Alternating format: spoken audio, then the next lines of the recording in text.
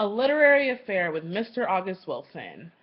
What an opportunity for me to learn so much about Mr. Wilson, not just as an African American playwright, but the impact and influence on the racial attitudes during that time his plays portrayed. I try to really dig into the why of his playwriting and what were some of the rationale behind some of the scenes he created. So I chose Joe Turner Has Come and Gone because growing up in an African American home, you hear so many stories about slavery, discrimination, segregation from the older members of your family, and mine was no exception. Our family on my grandfather's side have family reunions on 100 acres they still own that was purchased by my great grandfather. When we all get together, we hear the stories over and over again.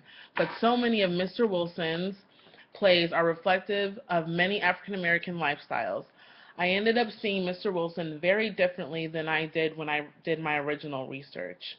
I now understand that, to me, a lot of his writings related to his having a white father and black mother, which had to be a rarity back then because it's still a fairly rare occurrence in our society today.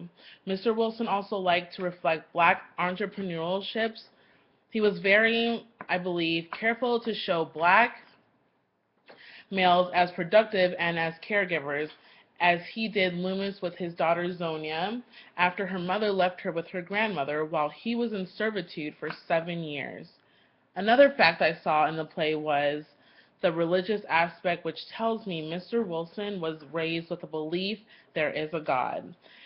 I also picked Joe Turner Has Come and Gone because after reading about Mr. Wilson, it appeared to have a more direct connection in many ways to Mr. Wilson's own life, since great writers draw on much about their own situation and circumstances to give a more realistic balance to their work. Until I read about Mr. Wilson, I didn't know about his desire to be a poet until he found out he couldn't make a living as a poet. And after struggling for a while, he decided he'd do better writing a drama as a playwright. Mr. Wilson used his plays to hopefully raise the consciousness of white Americans about the black American experience.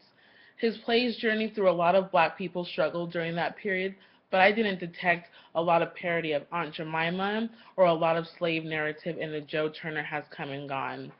And I now understand what confrontational theater is like, and to think Mr. Wilson wasn't afraid to push the envelope or do plays that could have easily been criticized as being outside the box. So, to show how he was able to use a kind of parody to get a message over that was the true essence of his wanting to show black and white business relationships, and how once free, you have to perform as a free man whose identity is whole and intact, and not fall to the old stereotype of blacks. This scene, to me, makes the point.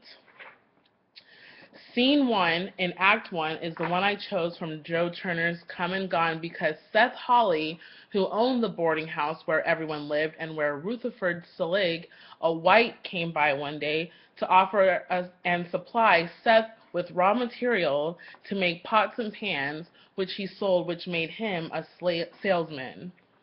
Which is what Mr. Wilson wants his plays to project about black males finding their own identity after slavery. Okay, and now this is Seth Hawley's actual scene. These niggas coming up here with that old backward country style of living, it's hard enough now without all that ignorant kind of acting. Ever since slavery got over with, there ain't been nothing but foolish acting niggas. Word get out, they need men to work in the mill and put in these roads. And niggas drop everything and head north looking for freedom. They don't know the white fellows looking too. White fellas coming from all over the world. White fellas come over and in 6 months got more than what I got.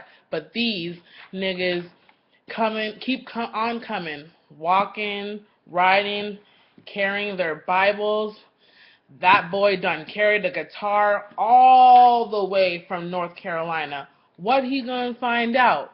What he gonna do with that guitar? This is the city. Niggas coming up here from the backwoods, coming up here from the country, carrying their Bibles and guitars, looking for freedom. They got a rude awakening. And that's the end of that scene. So I now got why Joe Turner's Come and Gone was named the best new play in 1988 by the New York Drama Critics Circle, because it could not have been easy writing about blacks being dispossessed without really blaming it on the whites. So Mr. Wilson dealt more with helping blacks find their cultural roots, and he was really big on blacks finding their own identity past slavery. But Mr. Wilson was able, in the end, to be poetic in many of his plays, and I like to believe after Mr. Wilson won 2 Pulitzer Prizes, he saw his own poetic justice realized. Thank you.